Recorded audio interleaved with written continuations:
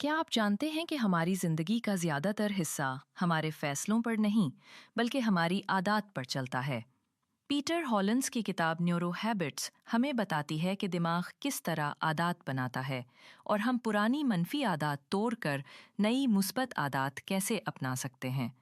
ये किताब समझाती है कि बुरी आदत इसलिए मजबूत हो जाती है क्योंकि वो फौरी खुशी देती है, लेकिन अगर हम छोटे कदम से शुरू करें, आदत को माहौल या इशारे से जोड़ें और अपने दिमाग को रिवॉर्ड दें, तो अच्छी आदत पैदा हो सकती है।